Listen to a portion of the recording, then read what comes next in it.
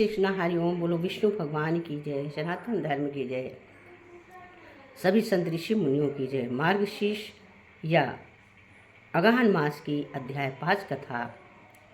जय श्री कृष्ण, जय हरि ओम। भक्त बोलिए जय श्री रामचंद्र की जय, सनातन धर्म की जय, विष्णु की जय, श्री कृष्ण भगवान की जय।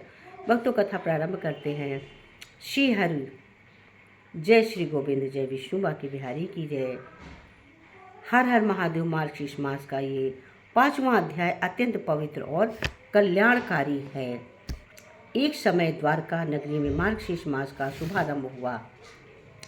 संपूर्ण द्वारिका में भक्ति का उत्सव छाया था। रुक्मणी जी ने भगवान श्री कृष्ण से निवेदन किया, स्वामी आपने गीता में कहा है कि महीने में मार्गशीर्ष हूँ, कृपया आपका रहस्य बताइए। भगवान मुस्कुराए और बोले, प्रिय रुक्मणी, ये महीना आत्मा की जागृति का समय है। जब ब्रह्मांड में ऊर्जा शुद्ध और शांत होती है तब ये महीना आता है। सृष्टि की रचना भी इसी काल में आरंभ हुई और ब्रह्मा ने इसी समय ओम का उच्चारण किया। इस कारण ये महीना मुझे सर्वप्रिय है। जो मनुष्य इस मास में स्नान दान, दीप दान, हरि नाम जप और तुलसी दल की सब पूजा करता है वो अत्यंत पुण्य का भागी बनता है।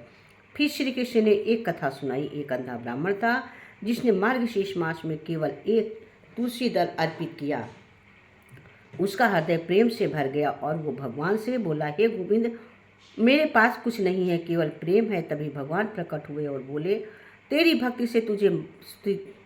भक्ति ने मुझे बांध लिया है। उसी क्षण ब्राह्मण की आंखें का अंधकार मिट गया। वो आनंद में झूम उठा।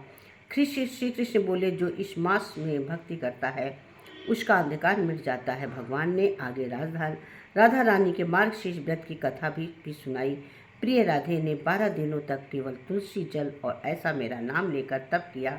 उनके उस प्रेम से संपूर्ण ब्रजमंडल में भक्ति का प्रकाश फैल गया। तब से ये महीना राधा कृष्ण का प्रिय कहलाया। श्री कृष्ण ने कहा, जो ब्रह्म मुहूर्त में उठकर स्नान करता है, दीप दान देता है, दान करता है और दूसरों की सेवा करता है, वो मेरे लोक को प्राप्त होता है। उन्होंने ये भी बताया कि दरिद्र ब्राह्मणी ने इस मास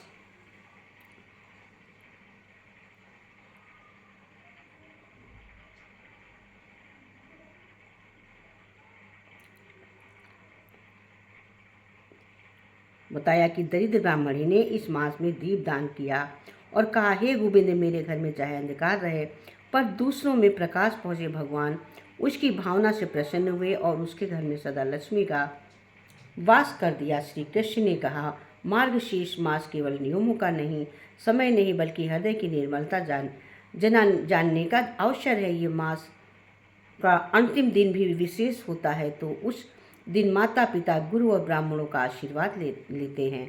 उसे विष्णु लोक प्राप्त होता है। श्री कृष्ण बोले, जो इस कथा को सुनता या सुनाता है वो मेरे परम धाम को प्राप्त होता है। उस समय द्वारका नगरी में हरे कृष्ण हरे राम हरे राम की ध्वनि गूंज उठी। मंदिरों में दीप जले और देवगण पुष्प दृष्ट करने लगे। इस प्रकार मार्गशीर्ष मास का ये 5वां अध्याय हमें सिखाता है कि सच्ची भक्ति बाहरी साधनों से नहीं बल्कि हृदय की पवित्रता से होती है। जो इस माह में प्रेम पूर्वक हरि नाम का जप करता है उसके जीवन में सदैव प्रकाश और शांति बनी रहती है। श्री कृष्णार्पणमस्तु। हरि नाम संकीर्तन की जय। मार्गशीर्ष मास की जय। एक बार द्वारका में रुक्मणी जी ने भगवान श्री कृष्ण से निवेदन किया, प्रार्थना किया, प्रभु आपने कहा कि मार्गशीर्ष मास आपका अत्यंत प्रिय है। क्या इस मास से जुड़ी कोई विशेष कथा भी है जो उसके रहस्य को उजागर करती हो? श्री कृष्ण मुस्कुराए और बोले, प्रिय रुक्मणी, मार्गशीर्ष मास केवल मेरे प्रिय होने के कारण ही नहीं बल्कि प्रेम की देवी श्री राधा के तप के कारण से पवित्र है। मैं तुम्हें राधा जी के मार्गशीर्ष की व्रत कथा सुनाता हूँ।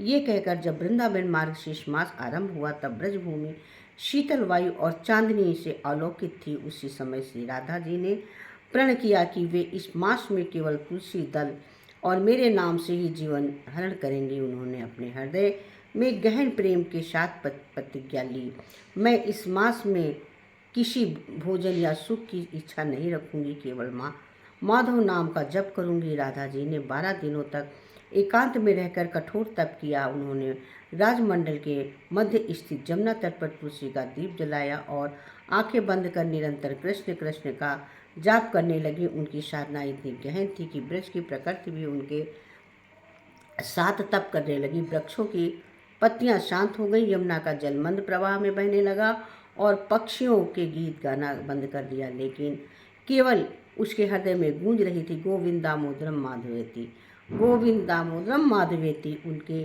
तब को संपूर्ण ब्रजमंडल में दिव्य प्रकाश फैल गया। तब नंदनंदन श्री कृष्ण स्वयं प्रकट हुए। वे राधा के सामने खड़े होकर बोले, प्रिय राधे, तुम्हारा ये मार्गशीर्ष व्रत मुझे अत्यंत प्रिय है। तुम्हारे प्रेम ने सृष्टि के हर कण को पवित्र कर दिया है। तुम्हारे इस तप से मार्गशीर्ष मास और केवल मेरा नहीं बल्कि तुम्हारा भी प्रिय कहलाएगा। राधा जी इनकी आंखों में खोली उन नेत्रों से आंसुओं की धारा बह निकली। उन्होंने कहा, प्रभु, ये व्रत मैंने आपको पाने के लिए नहीं बल्कि अपने प्रेम को शुद्ध करने के लिए किया है। जो भी भक्त मार्गशीर्ष मास में आपके नाम जप करेगा वो आपके दर्शन पाएगा, चाहे वो किसी भी अवस्था में क्यों ना हो। श्री कृष्ण ने कहा, प्रिय राधे, जो भक्त तुम्हारे इस व्रत की कथा सुनता है और मार्गशीर्ष मास में हरि नाम जप करता है, उसे अनंत प्रेम की प्राप्ति होती है। ये व्रत केवल नियम नहीं है, ये आत्मा के शुद्ध प्रेम का उत्सव है। उस क्षण आकाश से पुष्प वृष्टि होने लगी, यमुना के जल में मधुर संगीत बजने लगे और ब्रजभूमि की धूल में सुवासित हो उठी। तब से ये परंपरा चली है कि जो भक्त मार्गशीर्ष में राधा कृष्ण का स्मरण करता है, तुलसी दल अर्पित करता है और हरि नाम जप करता है, उसके जीवन में प्रेम, शांति और समृद्धि सदा बनी रहती है। कहते हैं स्वयं लक्ष्मी जी ने भी राधा जी के इस व्रत की प्रशंसा करते हुए कहा था, राधे, तुम्हारे इन प्रेम से ही संसार में भक्ति जीवित है। इस प्रकार श्री राधा जी का मार्गशीर्ष व्रत प्रेम, समर्पण और भक्ति का सर्वोच्च उदाहरण है। जो इस कथा को श्रद्धा से सुनता है, उसके हृदय में दिव्य प्रेम प्रकट होता है और उसका जीवन श्री कृष्ण की कृपा से आलोकित हो जाता है। श्री राधे कृष्णा समर्पण। हरि नाम संकीर्तन। जय मार्गशीर्ष मास की जय। भक्त मार्गशीर्ष मास का प्रत्येक क्षण पवित्र होता है, किंतु जब इस मास में आर्द्र नक्षत्र होता है तब समस्त दिशाओं में एक अलौकिक ऊर्जा का संचार होता है। कहते हैं कि ये वही अद्भुत क्षण है जब स्वयं भगवान भोलेनाथ ने अपने अनंत और अविनाशी स्वरूप ज्योति के रूप में ब्रह्मांड में प्रकट होकर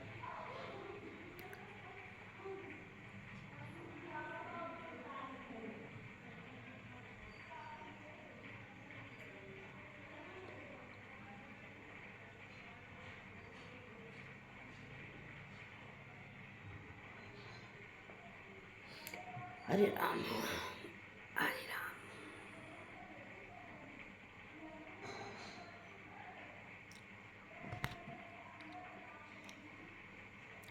सृष्टि को अपने अस्तित्व का साक्षात्कार बनाया था।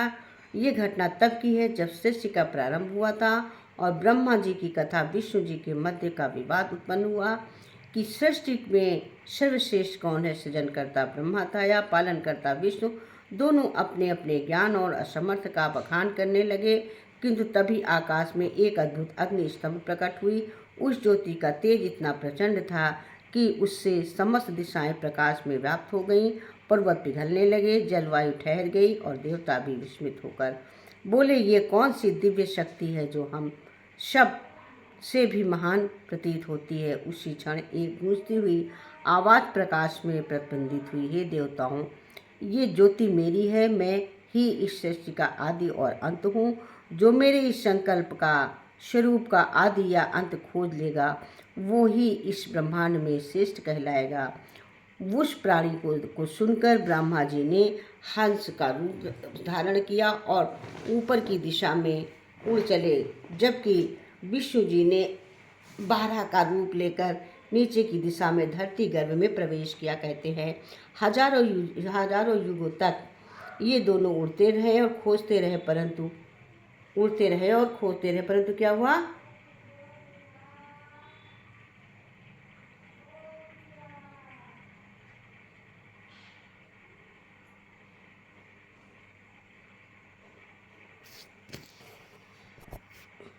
परंतु उस ज्योति का ना तो शिखर मिला ना ही आधार मिला। ये अत्यंत असीम था। अकल्पनीय और विष्णु ने अनंत समझ लिया। ये कोई साधारण तेज नहीं बल्कि परमात्मा का ही स्वरूप है। वे लौट आए और नतमस्तक होकर बोले, प्रभु मैं आपका अंत नहीं जान सका, आप ही परम हैं। परंतु ब्रह्मा जी अहंकारवश झूठ बोले, मैंने उस ज्योति का अनंत देख लिया है और ये केतकी पुष्प साक्षी है। उसी क्षण वो तेजस्मय अग्नि स्तंभ काँप उठा और जोर उसके भय से भगवान महादेव प्रकट हुए। गले में नाग, जटाओं में गंगा, मस्तक पर अर्धचंद्र, 3 नेत्रों से निकलती दिव्य ज्वाला, हाथों में त्रिशूल और डमरू। वो दृश्य देखकर देवता, ऋषि, गंधर्व, अप्सराएं सब नतमस्तक हो गईं। भगवान शिव ने गंभीर स्वर में कहा, हे ब्रह्मा, असत्य बोलना तुम्हारे पद के योग्य नहीं है। झूठ बोलने के कारण तुम्हारी पूजा पृथ्वी पर नहीं होगी और ये केतकी पुष्प को असत्य का साक्षी बना तुम अब से मेरी पूजा में निविष्ट होगा।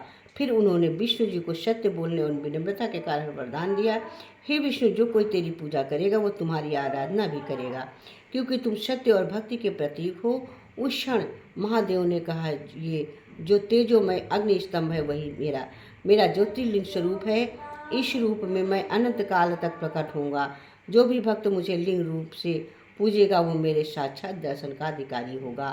तभी से भक्तों और शेष मास के अर्ध नक्षत्र के दिन भगवान शिव के इस दिव्य प्रकट की पूजा का विधान चला आ रहा है। इस दिन शिवलिंग पर गंगा जल, दूध, धतूरा, बेलपत्र और अक्षत अर्पित कर ओम नमः शिवाय का जप करने से जन्म जन्मांतर के पाप नष्ट हो जाते हैं। ऐसा कहा जाता है कि जो इस नक्षत्र के दिन सच्चे मन से भगवान शिव का ध्यान करता है उसे आत्मिक शांति, मोक्ष और अनंत सौभाग्य की प्राप्ति होती है।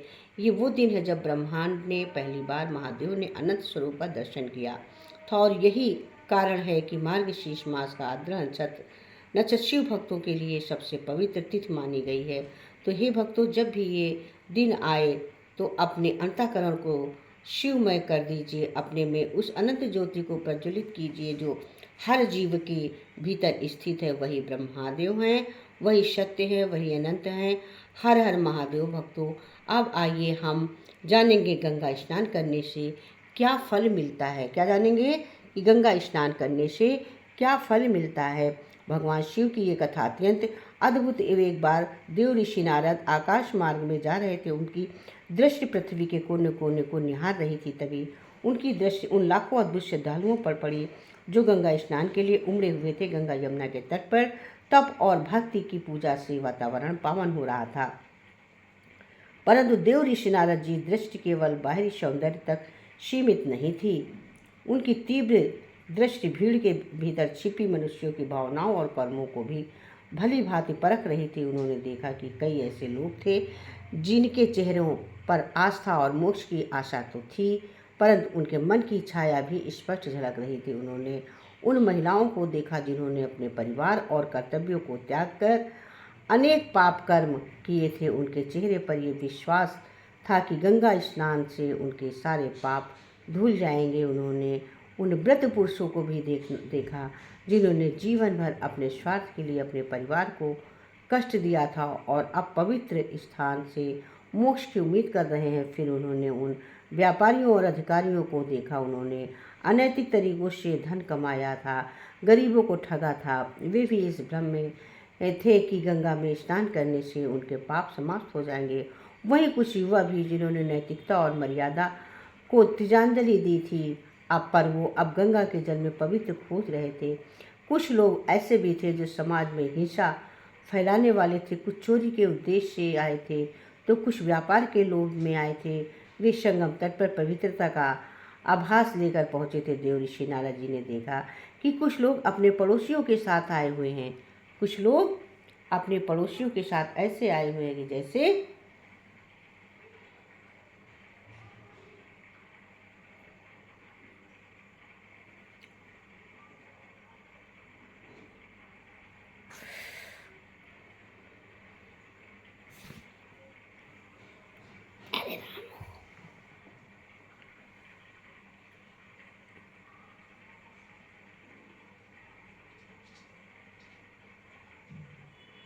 ईर्ष्या रखने वाले थे, जिनकी दृष्टि सदैव दूसरों की संपत्ति पर रहती थी। वे सभी आत्मा की शुद्धि की आशा लिए उपस्थित थे, परंतु नारद जी को इन लोगों के हृदय में सच्चे प्रायश्चित और पात्म सुधार का कोई भाव नहीं दिखा।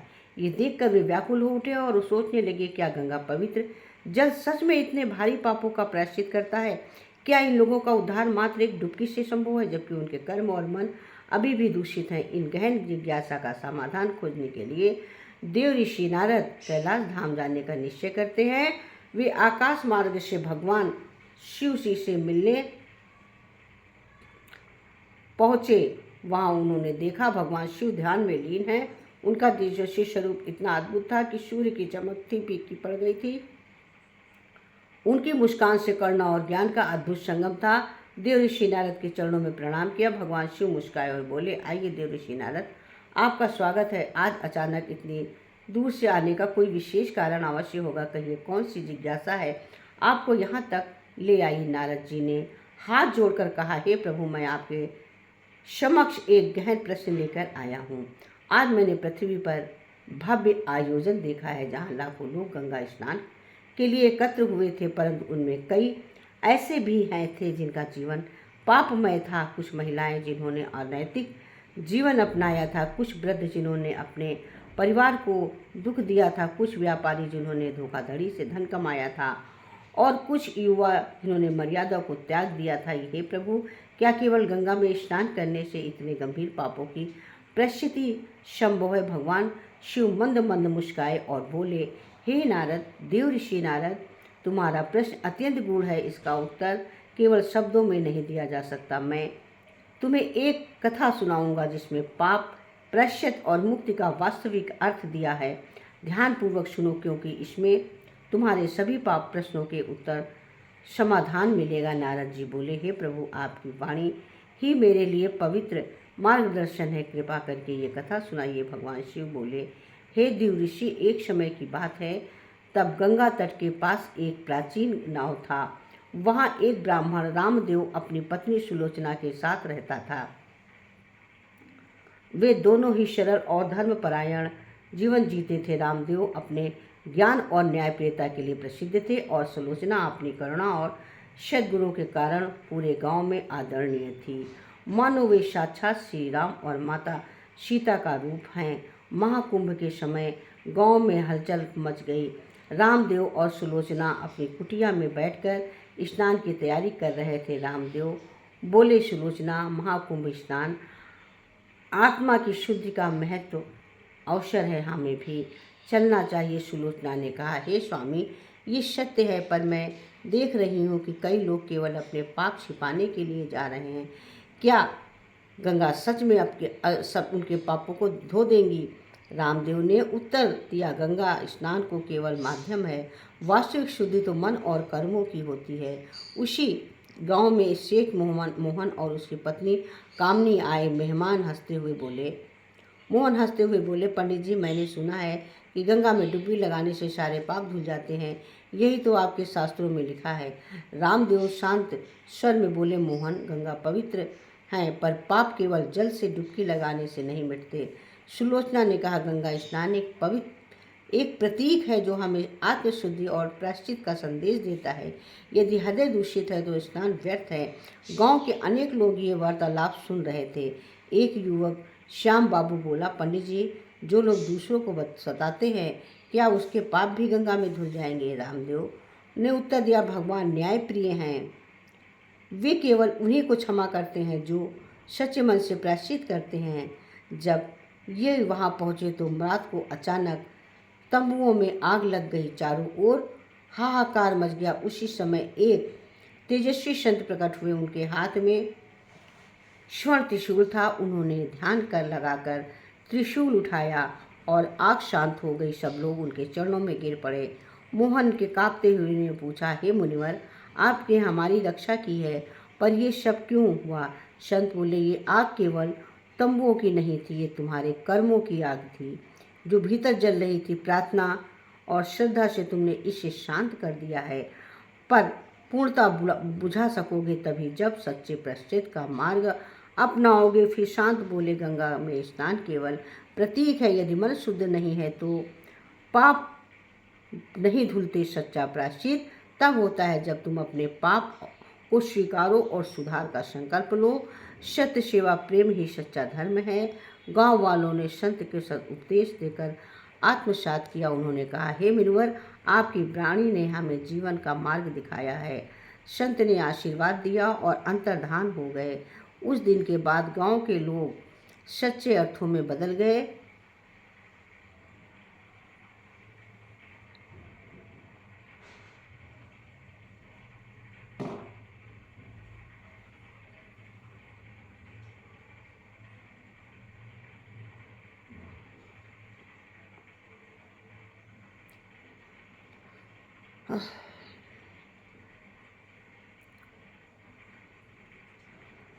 उन्होंने समझ लिया कि गंगा स्नान आत्मिक यात्रा की शुरुआत है, अंत नहीं। भगवान शिव ने कथा पूर्ण करते हुए कहा, हे नारद, यही गंगा स्नान का रहस्य है। जो मनुष्य सच्चे मन से प्रायश्चित करता है वही मनोमोक्ष को अधिकारी होता है। नारद जी ने विनम्रता से कहा, हे प्रभु, आपकी कथा ने मेरे सभी प्रश्नों का समाधान कर दिया। अब मैं इस ज्ञान को संसार में फैलाऊंगा। ये कहकर देव ऋषि नारद जी ने प्रणाम किया और आकाश मार्ग में प्रस्थान कर गए। उनके हृदय में अब शांति और आनंद था। जय श्री कृष्णा। हर हर महादेव। भक्तों, आपने सबने आज कथा में सीखा। कृपया कमेंट में हर हर महादेव अवश्य लिखें। और यदि कथा अच्छी लगी हो, आपको प्रेरणादायक लगी हो, तो इसे साझा करें। मार्गशीर्ष मास में गंगा स्नान का अत्यंत महत्व बताया गया है। इस मास में प्रातःकाल ब्रह्म मुहूर्त में उठकर गंगा, यमुना, गोदावरी, नर्मदा या किसी भी पवित्र नदी में स्नान करने से मन, वचन और कर्म में पवित्रता प्राप्त होती है। कहा गया है कि जो मनुष्य इस महीने में गंगा स्नान करता है वो सभी पापों से मुक्त होकर विष्णु लोक को प्राप्त करता है। गंगा जी स्वयं भगवान विष्णु के चरणों से प्रकट हुई हैं, इसलिए उनमें स्नान करने मात्र ही मनुष्य के पाप धुल जाते हैं। शास्त्रों में ये भी कहा गया है कि मार्गशीर्ष में गंगा स्नान करने से मनुष्य को ब्रह्म यज्ञ, अश्वमेध यज्ञ और हजारों गोदान का फल प्राप्त होता है। इस माह में स्नान के बाद यदि भगवान श्री हरि विष्णु या भगवान श्री कृष्ण की पूजा, तुलसी अर्चना, दीपदान और दान पुण्य किया जाए तो उसका फल अक्षय होता है। गंगा जी का स्मरण, उनके जल का स्पर्श या मात्र उनका नाम लेना भी मनुष्य के लिए पाप नष्ट नहीं होते। जो मनुष्य इस मास में श्रद्धा और भक्ति भाव से गंगा स्नान करता है वो अपने कुल को तार देता है और अंत में मोक्ष प्राप्त करता है। इसलिए कहा गया है कि गंगे च यमुने चैव गोदावरी सरस्वती नर्मदे सिंधु कावेरी जलेस्ने संधिने कुरु, अर्थात हे पवित्र नदियों, इस जल में अपनी पवित्र उपस्थिति प्रदान करो ताकि मैं इस स्नान से शुद्ध होकर भगवान के चरणों में स्थान पा सकूं। गंगा स्नान केवल एक धार्मिक कर्म नहीं बल्कि आत्मा की शुद्धि का परम साधन है। ये स्नान पापों को करने को हरने वाला, कलुष को मिटाने वाला और मोक्ष को द्वार खोलने वाला कहा गया है। शास्त्रों में गंगा को स्वयं भगवान विष्णु के चरणों से निकली हुई से प्रकट हुई दिव्य नदी माना गया है। जब मनुष्य श्रद्धा और भक्ति से गंगा में स्नान करता है तो उसके समस्त पाप धुल जाते हैं। गंगा के जल में देवताओं का वास माना गया है और प्रत्येक बूंद में दिव्यता प्रभावित होती है। इस जल में स्नान करने से न केवल शरीर बल्कि मन और आत्मा भी पवित्र हो जाते हैं। पुराणों में कहा गया है कि गंगा जल का स्पर्श भी नरक के द्वार को बंद कर देता है। जो व्यक्ति मृत्यु से पहले गंगा स्नान कर लेता है वो विष्णु लोक में स्थान प्राप्त करता है। गंगा जी के दर्शन मात्र से भी पाप नष्ट हो जाते हैं और जो जल में स्नान करता है वो पुनर्जन्म के बंधन से मुक्त हो जाता है। गंगा दशहरा, अमावस्या, पूर्णिमा और मकर संक्रांति जैसे पवित्र दिनों में स्नान करने से विशेष महत्व है। ऐसे समय में गंगा स्नान करने से सहस्र अश्वमेध यज्ञ समान पुण्य प्राप्त होता है। जो मनुष्य स्नान के पश्चात तिल दान, दीप दान या जलांजलि करता है उसका कुल शुद्ध हो जाता है। भगवान शंकर ने स्वयं गंगा को अपने जटाओं में धारण करके इसे धरती पर प्रवाहित किया जिससे वो और भी पवित्र बन गई। गंगा का जल कभी अशुद्ध नहीं होता है। ये देव प्रसाद के समान निर्मल और अमृतमय है। भक्त जब गंगा स्नान के बाद हर गंगे का उच्चारण करते हैं तो उनके जीवन में सुख, शांति और समृद्धि का संचार होता है। गंगा माँ केवल जल नहीं बल्कि मोक्ष की माता हैं जो भक्तों के समस्त दुखों का हरण करती हैं। इसलिए जो भी व्यक्ति शक्ति मन से, सच्चे मन से गंगा में स्नान करता है, वो केवल शरीर नहीं धोता बल्कि अपने कर्मों के पापों को मलिनता में भी धो देता है। गंगा स्नान का फल असीम है। ये जन्म जन्मांतर के पापों को भस्म कर आत्मा दिव्यता की ओर ले जाता है। जो श्रद्धा से गंगा जल का सेवन या अभिषेक करता है वो अपने जीवन में दिव्य आशीर्वाद का अधिकारी बनता है। इस प्रकार गंगा स्नान आत्मा की जागृति, मोक्ष और भगवान की कृपा की प्राप्ति का सर्वोत्तम साधन है, सर्वोच्च मार्ग है। प्रेम से बोलिए जय श्री विष्णु, जय श्री महादेव। ऐसे ही रोचक और आध्यात्मिक वीडियो के लिए हमारे चैनल को सब्सक्राइब करिए। जी हाँ मित्रों, दोस्तों, आपको ये कथा कैसी लगी कमेंट बॉक्स में अवश्य बताइए। पसंद आया हो तो लाइक करना और अपने दोस्तों में, मित्रों में शेयर करें। कमेंट बॉक्स में जय श्री हरि विष्णु, जय गंगे मैया, हर हर महादेव लिखना ना भूलें। और फिर इसी तरह की वीडियो के साथ मैं आपसे मिलती रहूँगी और भक्तिपूर्ण वीडियो के साथ। तब तक की जय श्री कृष्णा, जय विष्णु, बोलो सनातन धर्म की जय, गंगा मैया की जय, हर हर महादेव, हर हर महादेव। जय विष्णु। मार्गशीर्ष अगहन मास 5वां अध्याय कथा संपूर्ण। जय श्री कृष्ण।